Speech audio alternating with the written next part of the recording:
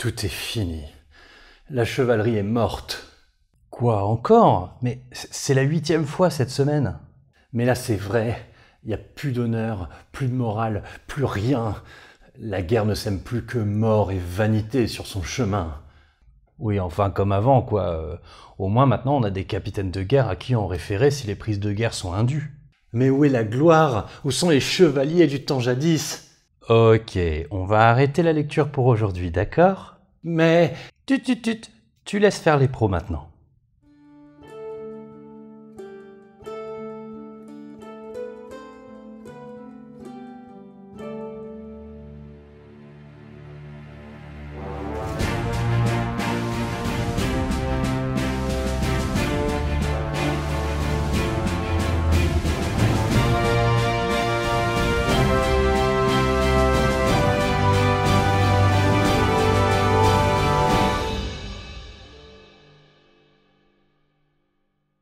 Aujourd'hui, nous terminons enfin notre série de 8 vidéos sur la chevalerie et on va parler de sa fin. Enfin, de ses fins et de ses multiples réinventions. Parce que si la chevalerie telle qu'on l'a décrite dans la série disparaît bel et bien au cours du XIVe siècle, le mot, lui, est réinvesti plusieurs fois.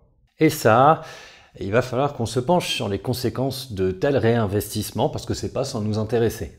Donc aujourd'hui, je vous propose de balayer large pour visiter ces évolutions de la chevalerie tout en parlant des événements militaires et des tendances politiques, culturelles et sociales. Évidemment, si on va aller piocher des exemples dans la guerre de Cent Ans ou les guerres d'Italie, ça sera vraiment superficiel. Tout mériterait de plus ample développement et leur série propre, mais on n'est pas là pour ça et ma bibliographie ne le permettrait pas. Et puis on va se concentrer sur l'exemple français, mais il n'y a pas que la France. Bref, c'est parti. Vous l'avez sûrement remarqué, mais la série n'aborde réellement que les XIIe et XIIIe siècles. Or, normalement pour vous, le XIVe siècle est tout à fait un siècle de la chevalerie, même si ça commence à sentir le roussi. Je l'ai fait à dessein afin de bien garder notre regard concentré sur cette chevalerie historique dont nous avons pu voir les contours. Une relation de service appuyée sur les liens féodaux-vassaliques et le fief, mêlant fonction militaire, statut social, environnement culturel, et interaction avec les autres structures comme l'Église ou les royautés. Cette chevalerie aux aspects nombreux, c'est une chevalerie inscrite dans une société qui la reconnaît comme une actrice sociale à part entière. Mais son côté relatif, on est chevalier de quelqu'un, la rendait volatile et ne prenait corps que parce qu'ils se reconnaissaient entre eux. Par des symboles, des rites et des codes qui ont participé à faire émerger une culture chevaleresque. Nommons cet ensemble humain, social et culturel la chevalerie féodale.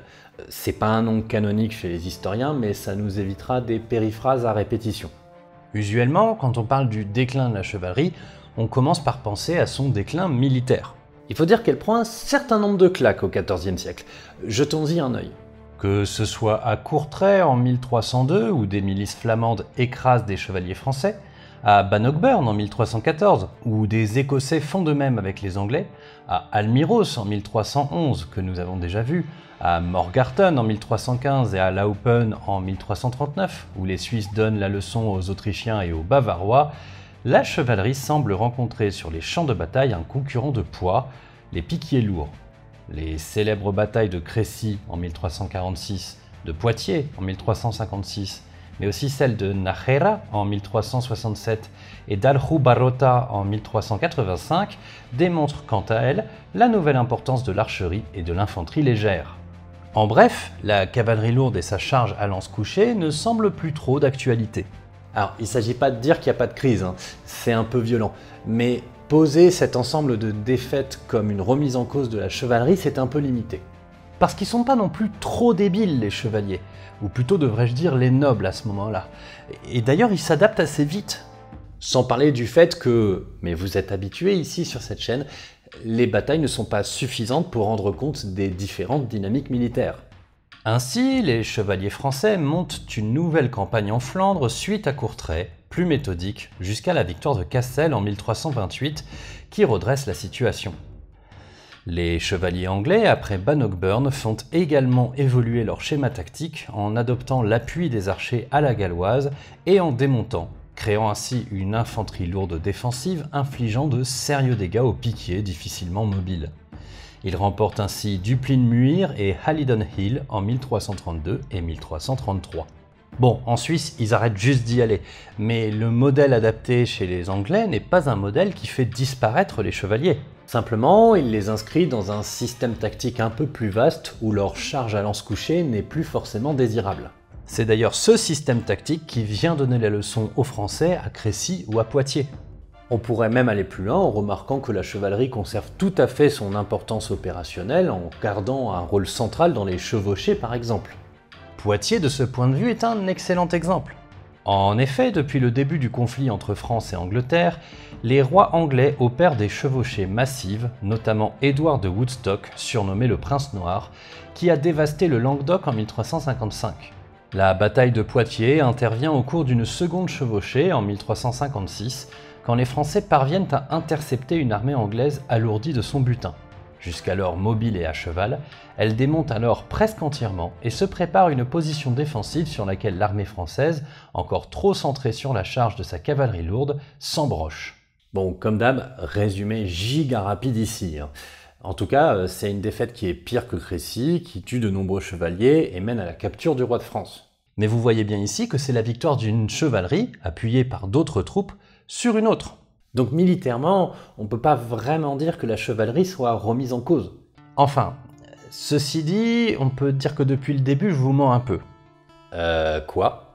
Oui, parce que depuis le début, j'utilise le terme chevalerie, mais je ne devrais pas. C'est beaucoup parce qu'on utilise ce terme imprécisément qu'on perçoit Crécy, Poitiers et même Azincourt plus tard comme des défaites de la chevalerie. Mais du coup, on devrait dire quoi ? Ben justement, c'est là qu'on va devoir essayer d'affiner pour se rendre compte que la chevalerie féodale, au début de la guerre de Cent Ans, elle est déjà en bonne voie de disparition. Ok, ben vas-y alors. Bien. Quand on parle de chevalerie pendant la guerre de Cent Ans, on désigne en réalité deux figures qui, en plus, ne se confondent pas vraiment avec la chevalerie. Une figure militaire en la personne de l'homme d'armes et une figure politique et sociale en la personne du noble. Et si je ne vous cache pas que c'est la deuxième figure, surtout, qui va nous aider à comprendre la disparition de la chevalerie féodale, on va quand même jeter un œil à celle de l'homme d'armes. Car cette expression toute militaire dévoile des évolutions profondes dans les armées médiévales du XIVe siècle. Les hommes d'armes ou les gendarmes forment une catégorie de troupes au sein de l'armée. Elles désignent l'ensemble de la cavalerie lourde composée par les nobles. Les nobles, j'insiste. Parce qu'on a aussi des hommes de cheval qui ne sont pas des hommes d'armes, comme les sergents montés ou les arbalétriers montés. Dès lors, on pourrait penser que les hommes d'armes désignent les chevaliers.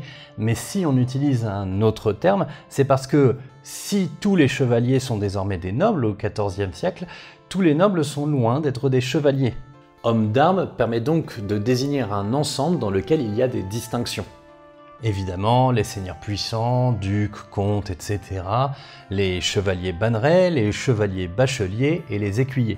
Mais depuis notre vidéo sur Bouvines, il s'est passé un truc, la chevalerie n'est plus vraiment un automatisme au sein de la noblesse. Ainsi, on observe au cours du XIVe et du XVe siècle une diminution constante de la part des chevaliers au sein des gendarmes. Ainsi, chez les Anglais, on n'en compte plus que 20% de chevaliers parmi les gendarmes au milieu du XIVe siècle, et ça passe à 10% 50 ans plus tard. Et évidemment, ça continue de baisser ensuite. En France, pour la période 1418-1420, c'est carrément 2,2%. Le reste, c'est des écuyers. Ce qui donne naissance d'ailleurs à des écuyers bannerets, donc des seigneurs puissants à la tête de troupes, mais qui n'ont pas trop eu envie de se faire adouber. Donc vous le voyez, la chevalerie, elle est déjà bien entamée et même carrément minoritaire au sein de la cavalerie lourde et au sein de la noblesse engagée dans la guerre de Cent Ans. Et ça, c'est pas dû à des défaites militaires, hein. La cavalerie lourde est toujours là avec les gendarmes. Simplement, les nobles ne se font plus chevaliers. Ce qui nous amène à la deuxième figure, les nobles. Car on pourrait soulever que la différence entre chevalier et écuyer, elle est simplement statutaire. Donc la question qui devrait vous venir, c'est mais pourquoi les nobles qui vont se battre en cavaliers lourds ne se font plus chevaliers ? Ce qui est la bonne question à poser, je vous rassure, parce qu'avec elle, on va enfin pouvoir comprendre pourquoi la chevalerie féodale n'existe quasiment plus à la bataille de Crécy. Ce qui n'est pas le cas de la chevalerie comme concept, mais j'y reviendrai, c'est aussi pour ça que c'est un peu compliqué. On l'a vu dans l'ensemble de la série, la chevalerie féodale est un modèle qui peut s'avérer performant, notamment pour les campagnes courtes et proches. Mais pour tout ce qui est effort au long cours ou à distance, c'est plus compliqué. Les ordres militaires ont pu compenser cette faiblesse aux frontières. Ainsi, au sein des royaumes, particulièrement anglais et français, l'appropriation par la noblesse et la royauté de la chevalerie mène à une certaine crise de la féodalité. En parallèle de plein d'autres facteurs économiques et sociaux, comme avec l'affaiblissement du servage, ou bien même démographique avec le passage de la peste noire, mais je mets ça de côté. On a ainsi de fait une forme de centralisation. La royauté se dote au cours du XIIIe siècle d'un certain nombre de pouvoirs en ce qui regarde l'organisation de l'armée. On a déjà vu ça avec Bouvines, mais on peut voir où on en est au XIVe siècle. En France, le roi, au nom de la défense du royaume, peut faire appel aux nobles de 3 manières. Par la levée de l'ost pour ses vassaux directs, ok, mais aussi et surtout par la semonce des nobles et par la levée de l'arrière-ban. La semonce des nobles, notez bien, fait appel aux nobles, pas aux chevaliers. Dans les faits, ça amène des gendarmes, mais le statut central ici, c'est la noblesse. Passer par la semonce, c'est surtout court-circuiter les relations vassaliques. C'est tous les nobles du royaume qui doivent répondre avec un lien vassalique direct avec le roi ou non. Et enfin, la levée de l'arrière-ban. C'est un peu plus vénère, mais c'est plutôt théorique. C'est un appel à tous les sujets entre 18 et 60 ans de prendre les armes. Les nobles sont concernés puisqu'ils sont aussi sujets du roi, mais voilà. Dans les faits, comme on peut payer pour ne pas venir, c'est surtout une manière détournée de lever de l'argent pour financer les guerres. Et c'est un truc défensif. Évidemment, je résume drastiquement. Au total, ça permet tout de même à Philippe VI de lever 28 000 hommes d'armes et 16 000 fantassins en 1340. Avec tous ces outils entre les mains du roi, il faut aussi noter que la pacification interne, notamment par l'utilisation de la trêve de Dieu, est bien avancée. Ainsi, à terme, c'est la nature des guerres usuelles qui change. Les guerres privées et locales disparaissent progressivement. Tandis que les campagnes plus majeures, menées par le roi ou un seigneur puissant, s'imposent. C'est ainsi que les campagnes de Flandre qui mènent à Courtrai ou à Cassel au début du XIVe durent longtemps et voient des nobles languedociens y participer. Dès lors, le modèle de la levée de l'ost par les simples relations vassaliques, il devient vachement inadapté. Les chevaliers ne peuvent pas suivre économiquement et les ostes sont des levées trop temporaires, le service obligatoire dépassant rarement 40 jours. La royauté doit donc trouver un nouvel outil pour ses campagnes. Un moyen d'avoir les troupes le temps nécessaire et aussi de quoi donner à ces troupes de quoi suivre. Et la solution, elle prend exemple sur les pratiques habituelles des mercenaires. On se met à contractualiser l'engagement potentiel des nobles au sein des guerres. On va devoir s'arrêter un moment là-dessus parce qu'au fond, c'est vraiment ça qui redessine les armées françaises et anglaises de la fin du XIIIe siècle à la fin de la guerre de 100 ans. Ça se construit surtout autour des lettres de retenue, qui permettent de retenir un homme pour une durée déterminée et en échange d'argent et non plus d'un fief. On peut aussi parler d'endenture. C'est une relation contractuelle qui est tout à fait comparable à celle qui est mise en place pour les condottières en Italie. Les lettres de retenue, c'est pas juste individu par individu, ce serait beaucoup trop compliqué administrativement. À l'image des mercenaires, ça se passe avec une personne qui va commander une compagnie ou qui s'engage à venir avec ses propres troupes retenues. Ainsi, les troupes d'un seigneur puissant fonctionnent en cercle concentrique, avec d'abord sa famille, lui-même et une petite administration pour gérer les contrats. Ensuite, le noyau militaire de personnes retenues et payées tant en temps de paix qu'en temps de guerre. Et enfin, la clientèle lointaine. Une lettre de retenue règle donc de façon contractuelle la durée de l'engagement, le nombre de personnes attendues et le prix à payer à l'avance. Et ça ne concerne pas du tout les mercenaires seulement, les hommes d'armes sont concernés. Et même mieux d'ailleurs, ça permet d'uniformiser la nature des troupes entre mercenaires et hostes.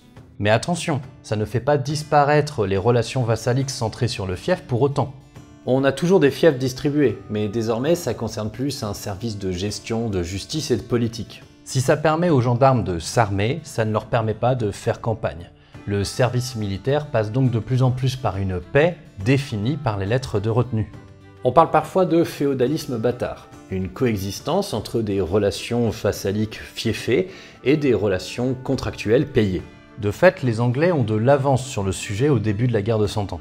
Ainsi, dans les années 1370, le cœur de leur armée, c'est 28 retenues, rassemblant 6000 hommes. En France, ça se développe progressivement. avec des va-et-vient parce que la période n'est pas sans crise. Mais ça se termine avec l'institutionnalisation des compagnies d'ordonnance. C'est l'étape d'après. 15 compagnies gérées par des capitaines et payées en permanence par le Trésor royal. Ce qui ne va pas sans poser des questions sur l'impôt, mais ne brûlons pas les étapes.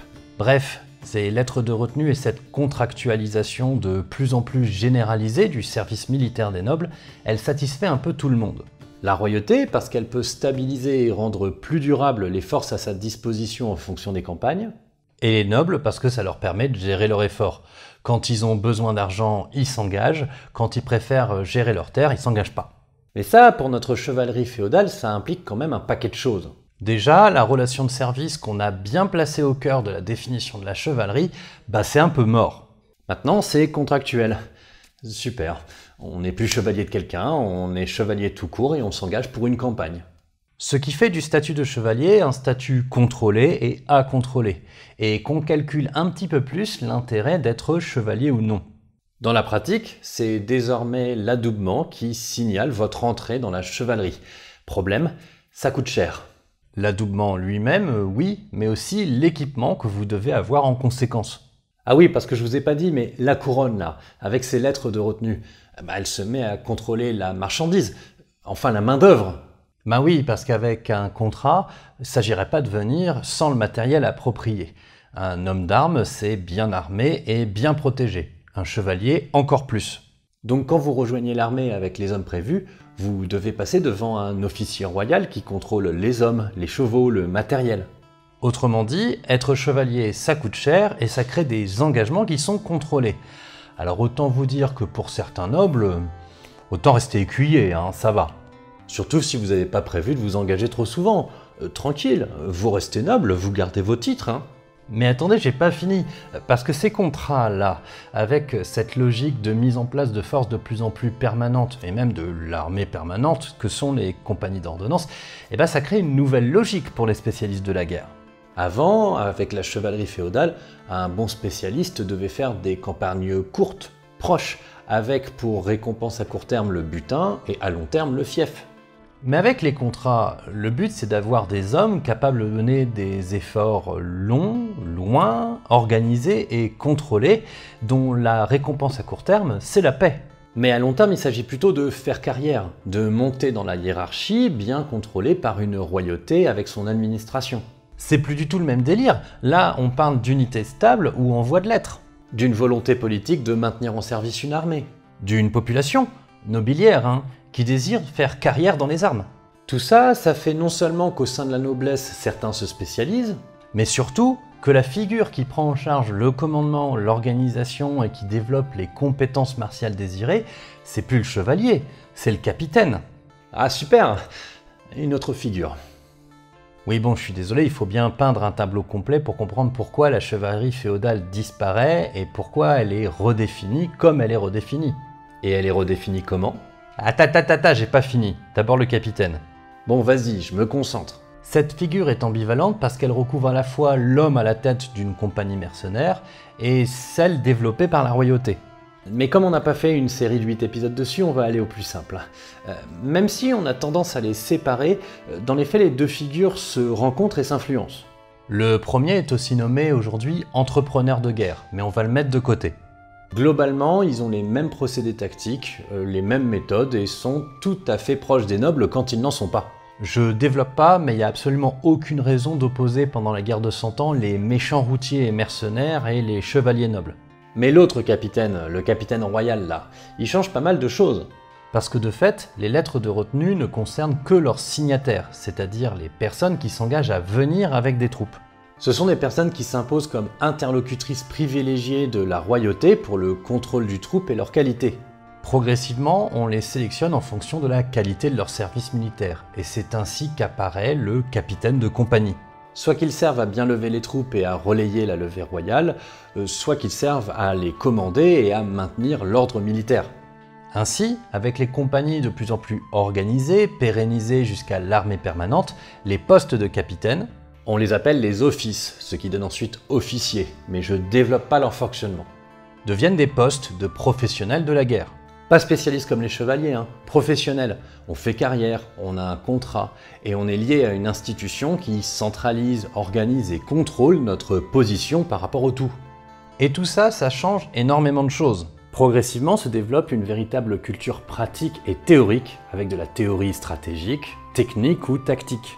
Plus qu'une culture orale des bonnes pratiques, le XIVe siècle est le siècle des retours d'expérience, de l'histoire des guerres proches pour en tirer des leçons à l'écrit.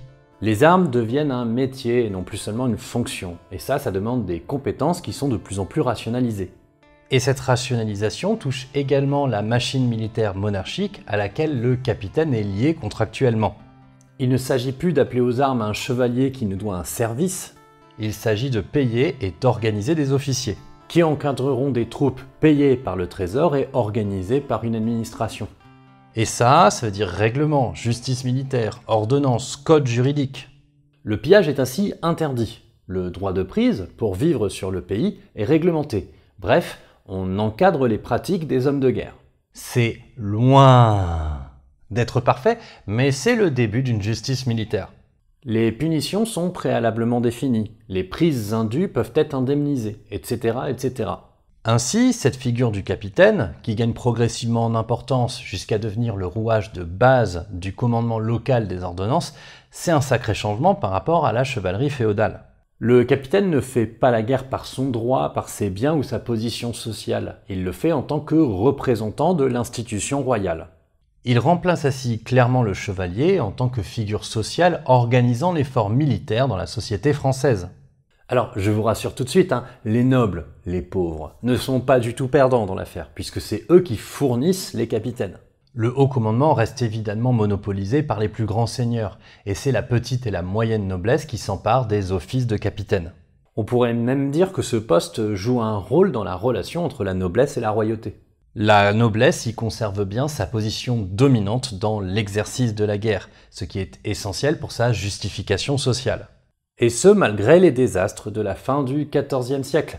Au sortir de la guerre de Cent Ans, la noblesse est même renforcée dans sa position. Et la royauté y gagne un meilleur contrôle sur une classe sociale plutôt gesticulante et pas agréable à gérer. On parle même de domestication de la noblesse, mais j'y reviendrai. Bref, vous comprenez que la capitainerie et le fonctionnement des offices, c'est tout un sujet. Mais aujourd'hui, on parle de la chevalerie, donc on va se concentrer un peu. Ok, résumons.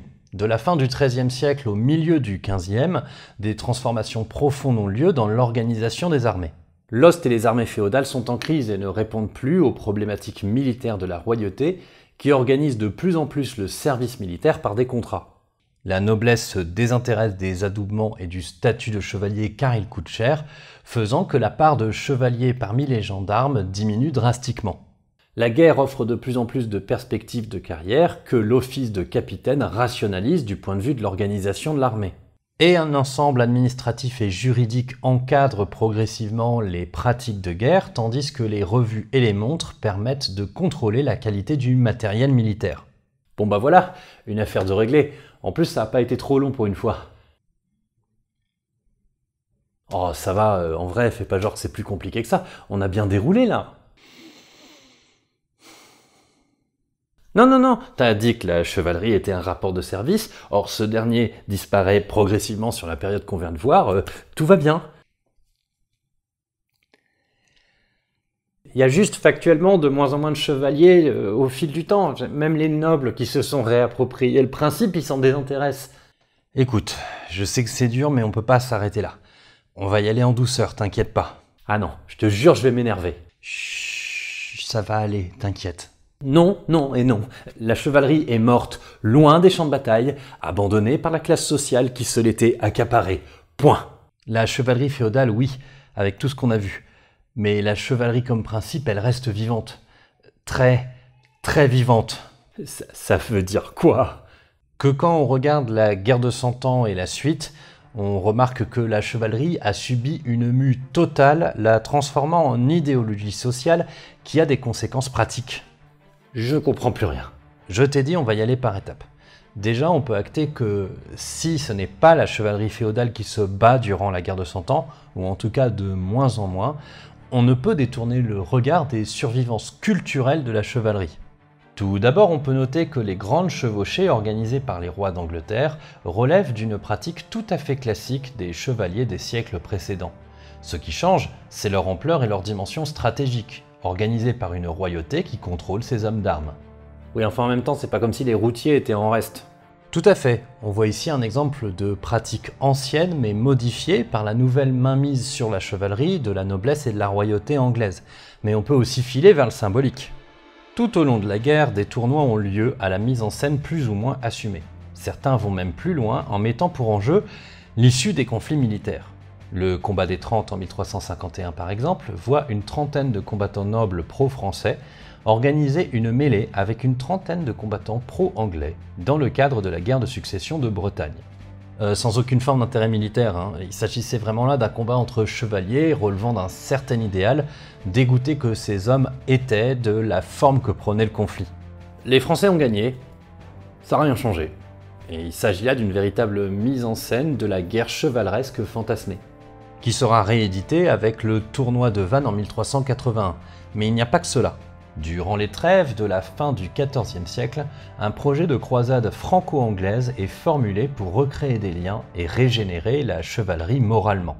Il s'avère que les Hongrois appellent à l'aide contre les expansions ottomanes dans les Balkans.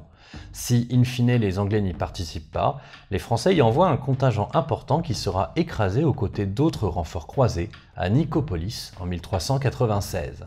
Ok, super, ça a dû les aider ça, tiens. Peu importe, c'est pas le propos. On voit ici surtout une tentative de raviver ce qui est vécu comme des fondamentaux de la chevalerie, les tournois, les croisades.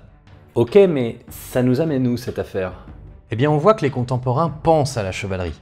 Ils y pensent même beaucoup, au point que ça relève de l'obsession. Les transformations sociales que je vous ai présentées, elles sont pas forcément perçues à l'époque. Par contre, les défaites et le désintéressement des adoubements, carrément. À tel point que de nombreux penseurs considèrent que les Français font face à une crise morale de la chevalerie. Il s'agirait donc de la régénérer, de lui rendre son souffle originel pour lui redonner sa puissance. C'est tout de même marquant de se dire que c'est alors que la chevalerie féodale n'est plus pertinente pour comprendre l'organisation des armées que se stabilise le code chevaleresque à l'écrit. Le livre de la chevalerie, écrit par Charny en 1350, qui décrit ce que doit être un bon chevalier, c'est quand même frappant. Et ça, c'est sans parler des ordres de chevalerie fondés par les différentes royautés. Apparu dans les années 1330 en Castille notamment, c'est l'ordre de la Jarretière anglais fondé en 1348 et l'ordre de l'Étoile français en 1351 qui diffusent le phénomène. Chaque souverain fonde le sien et les ordres se multiplient comme autant de petites confréries dotées de leur code et de leur volonté de vivifier l'esprit chevaleresque. Mais ça, ce ne sont pas des entreprises militaires. Ces ordres n'ont en soi aucune valeur pour les armées. Ça a bien des effets, comme les chevaliers de l'Étoile qui s'interdisent de fuir. Et bon, disons qu'il leur arrive des misères, mais ça donne pas du tout des guerriers d'élite. En fait, ces ordres, ce sont des entreprises royales qui permettent de distinguer des ordres, de récompenser des actions ou des comportements. En bref, ce sont un peu des médailles. Ainsi, comme le dit Jean Flory, après être passé de corporation de guerriers d'élite à corporation de guerriers nobles, la chevalerie devient au XIVe siècle une confrérie d'élite des nobles. Et ça se retrouve dans les pratiques. Si avant, être descendant de chevalier faisait qu'on était automatiquement chevalier, de plus en plus on observe des adoubements avant ou après des événements importants. Un siège, une bataille, un fait d'armes, des entrées dans la chevalerie avec une mise en scène tout honorifique.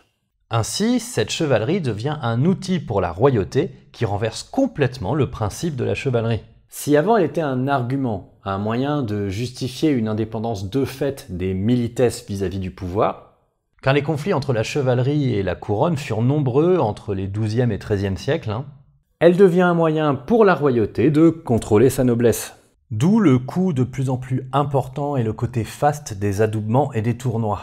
Les symboles de la chevalerie sont appropriés par la royauté. Ce qui se retrouve sur le roi lui-même qui arbore les symboles de la chevalerie en bon maître de cette dernière. Alors évidemment, tout ça n'est pas linéaire ou seulement imaginatif et symbolique. L'ordre de l'Étoile, par exemple, était de prime abord une véritable tentative d'offrir un vrai corps de chevalier à la couronne. De ce point de vue, ça a presque trop bien réussi vu les conséquences militaires du code de cet ordre. Il y a donc, au cours des XIVe et XVe siècles, une conjonction très intéressante entre d'une part la naissance de nouvelles figures militaires et d'autre part la volonté de régénérer la chevalerie. On met tout ça par écrit, on essaie de retrouver ce qui a fait la force de ces hommes des XIe et XIIe siècles. Sauf que eux, contrairement à nous, n'avaient pas un recul historiographique de dingue. Ils ont donc pris en pleine dent et un peu au pied de la lettre les fantasmes de la chevalerie que nous avons décrits dans les épisodes précédents. Force, honneur, loyauté, prouesse, sans parler des figures mythologiques comme Roland ou les chevaliers de la table ronde. Chevaliers de la table ronde d'ailleurs très utile pour les royautés au XIVe siècle puisque ça parle de chevaliers au service d'un roi, notamment le roi Arthur. Les fantasmes des prédécesseurs deviennent donc les idéaux affichés par les réformateurs de la chevalerie au service du roi généralement. On en fait des héros des temps jadis et entrer dans la chevalerie, c'est un peu se placer à leur côté. Un véritable honneur sur lequel la royauté a de plus en plus la main. La discipline est justifiée par une référence à la disciplina militiae des chevaliers. Les livres qui parlent des anciennes batailles les présentent souvent avec une chevalerie au service de la monarchie. On pensera à l'Arbre des batailles ou au livre de faits d'armes et de chevalerie, notablement écrit par une femme, Christine de Pisan. En bref, et c'est pour cela que le thème du déclin de la chevalerie est aussi perturbant historiquement, on assiste entre la fin du XIIIe siècle et le début du XVe à la fois au déclin progressif de la chevalerie féodale et à la stabilisation d'une idéologie chevaleresque au service du roi. Une idéologie qui mélange des fantasmes, des mises en scène, des valeurs, mais qui cherche à la fois à contrôler la noblesse sans en détruire sa capacité militaire. Parce que bon, pendant la guerre de Cent Ans, c'est surtout la petite et la moyenne noblesse qui s'accrochent au service du roi de France. La haute noblesse, elle attend patiemment et évite de mettre trop en danger ses intérêts. D'une certaine manière d'ailleurs, la guerre de Cent Ans et ses désastres a participé à l'accélération de ces transformations au profit de la couronne de France. Bah oui, parce que la noblesse, elle se laisse pas faire non plus. Et puis, par exemple, la mise en place de l'impôt continu, elle doit beaucoup à cette période de crise continue. Un régime de l'exceptionnel qui se maintient, il devient en général progressivement la norme. Et ici, il a permis la mise en place d'entrées d'argent stables pour la monarchie, qui ont à leur tour permis la mise en place des armées permanentes. Tandis que les multiples défaites qui ont entraîné la mort de pas mal de nobles, en plus de la peste noire, ont affaibli la capacité de cette classe à résister aux réformes royales. Alors attention, c'est pas parce qu'on a ici la formulation d'une idéologie avec une certaine tendance fantasmagorique qu'on n'a plus aucune réflexion tactique ou stratégique sensée à côté. Au contraire, on l'a un peu vu, les hommes d'armes se professionnalisent, de véritables propositions sont faites pour s'adapter et évoluer avec le contexte. Car au-delà des catastrophes qui se voient bien, comme Crécy, Poitiers ou Azincourt, la royauté, soutenue par une noblesse qui se professionnalise, s'adapte. Pas le temps de tout décrire, mais au-delà des sièges et des stratégies indirectes, on a aussi l'intégration de nouvelles troupes avec d'autres options tactiques, ou bien de nouveaux spécialistes, comme l'artilleur ou l'ingénieur. Il ne s'agit pas tellement de réinventer un chevalier militaire. De fait, les hommes d'armes et les capitaines sont les nouvelles figures de l'armée. Et avec le déclin de l'importance de la cavalerie lourde, ça va pas en s'améliorant. Le chevalier devient donc une figure culturelle, honorifique, dont la dimension sociale fait l'objet d'un bras de fer dans les discours entre la royauté et la noblesse. La symbolique devient centrale, la dimension somptueuse, les cérémonies, les attributs, le tout appuyé sur de l'écrit et un renouveau de la littérature chevaleresque. Pour le dire plus simplement, le mot chevalerie ne signifie plus du tout la même chose à la fin du XIVe siècle. Les sens cohabitent évidemment, c'est progressif, mais ça nous explique deux choses. Déjà, ça nous permet de comprendre la survivance du terme. Mais aussi et surtout, pourquoi on nous bassine encore et toujours avec le déclin ou la mort de la chevalerie. C'est justement parce que ce moment où sa mythologie et sa symbolique se stabilisent au profit de la royauté est aussi le moment où les contemporains étaient obsédés par sa disparition. Les XIVe et XVe siècles ont inventé un âge d'or de la chevalerie passée. Chevalerie passée dont nous avons vu les ressorts dans cette série finalement. Et en ont fixé l'image. À tel point qu'aujourd'hui, quand on vous parle de chevalier, vous imaginez plutôt un homme d'armes du XIVe siècle, pas du tout armé comme la chevalerie féodale. On assiste ici à un double effet de mémoire et de réécriture par les contemporains. Déjà qu'au XIIe et XIIIe siècle, les chevaliers étaient assez imbus et jaloux de leurs compétences, alors imaginez pour leurs descendants qui se sont mis à dire qu'ils voulaient être comme ils disaient qu'ils étaient. Cette obsession de faire renaître l'esprit chevaleresque est donc venue avec tout le package idéalisé. Croisade des foi du chevalier, esprit courtois, loyauté, prouesse, service des faibles, bref, le chevalier imaginaire qu'on connaît tous bien mieux que le chevalier réel. Ceci étant, je ne voudrais pas vous laisser là-dessus, parce que finalement, cette question de la transformation de l'idéologie chevaleresque, elle a des conséquences culturelles, sociales et politiques, dont nous avons encore aujourd'hui des échos. Jusqu'ici, on s'est concentré sur tout ce qui précède la fin de la guerre de 100 ans. Et on l'a compris, la chevalerie féodale c'est fini, ce qui n'empêche pas la noblesse de ressortir renforcée socialement du conflit. Et la chevalerie, renouvelée en idéologie nobiliaire, est loin d'être morte, elle. Pire, elle devient un élément que l'on ressort dès que le besoin s'en fait sentir, notamment pour adoucir les relations entre la noblesse et la royauté. Oui, parce que contrairement à ce qu'on pourrait imaginer hâtivement, lutte des classes et domination ne se joue pas exclusivement entre classes dominées et classes dominantes. Au sein de la classe dominante, il y a des tensions, et pas qu'un peu. Royauté et noblesse ne s'entendent pas toujours, et même au sein de la noblesse, il y a des oppositions. De fait, on l'a vu, l'armée française sort de la guerre de 100 ans modernisée, mais encore complètement tenue par les nobles, notamment à travers les offices de capitaine. Les gendarmes, loin d'avoir disparu, restent une composante essentielle, bien qu'elle ne soit plus la seule. Une infanterie, souvent appuyée par des mercenaires, une archerie et une artillerie y ont trouvé leur place. Mais la royauté et la noblesse, elles doivent bien continuer à s'entendre, et la chevalerie s'avère être un formidable outil idéologique pour fluidifier leurs relations. Les tournois, les cérémonies royales et nobiliaires, tout un ensemble de rites où les nobles et le roi s'affichent côte à côte pour mettre en scène cet équilibre politique. La chevalerie est le terrain que ces deux entités partagent. Cela permet au roi de se montrer en premier chevalier, parmi ses pairs au service de sa couronne, primus inter pares, et à la noblesse de justifier sa position sociale en tant que chevalier, égaux du roi selon cette confrérie. Comme le dit Benjamin de Ruel, la chevalerie permet d'euphémiser la relation de domination qui existe en pratique entre la royauté et la noblesse. Et cela se retrouve jusque dans les prologues des chansons de gestes du XVIe siècle, où on voit bien tout ce que porte la mobilisation de cet imaginaire chevaleresque. 3 cas. Soit on cherche à transmettre ce qui fonde la tradition nobiliaire, justifiant ainsi sa domination, soit on expose une vision historique appelant à raviver cet esprit chevaleresque originel, soit on veut insister sur la volonté de service public pour le bien de l'État monarchique.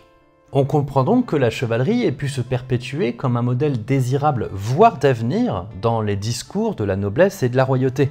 Elle s'est montrée particulièrement malléable dans les discours, un symbole à mobiliser pour parler en réalité des nouvelles situations politiques et sociales. Et on tient là le côté retour continuel de la chevalerie et de son déclin potentiel dans les siècles qui suivent. Dès qu'il y a des tensions entre la royauté et la noblesse, on réactive la chevalerie pour retisser le lien entre les deux, et finalement le renégocier. Dans les deux sens, hein. Pour la noblesse, on peut donner quelques exemples généraux.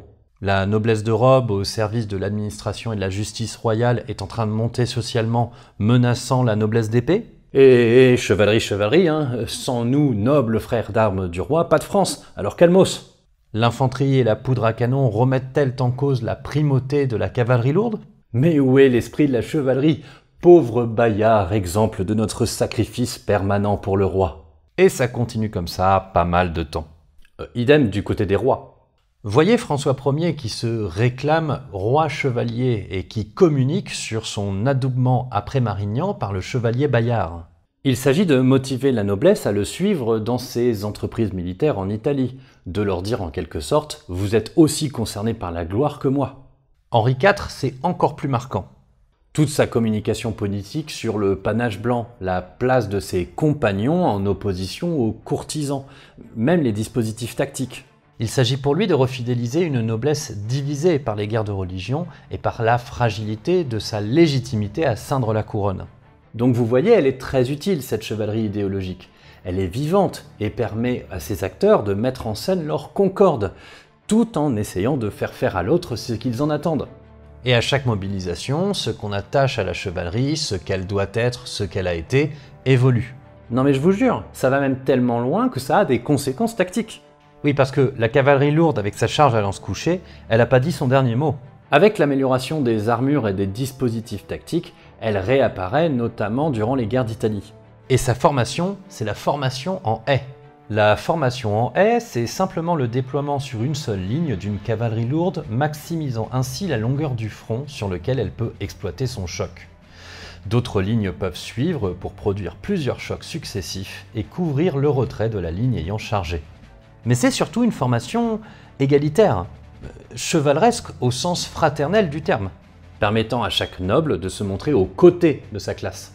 et permettant au roi qui prend sa tête de se montrer en tant que primus inter pares. De ce point de vue, François Ier, c'est le champion, même si après Pavie, il la ramène un peu moins. Si ça c'est pas une façon de fermer la boucle, je sais plus ce que c'est. Ah, donc ça y est, on peut conclure?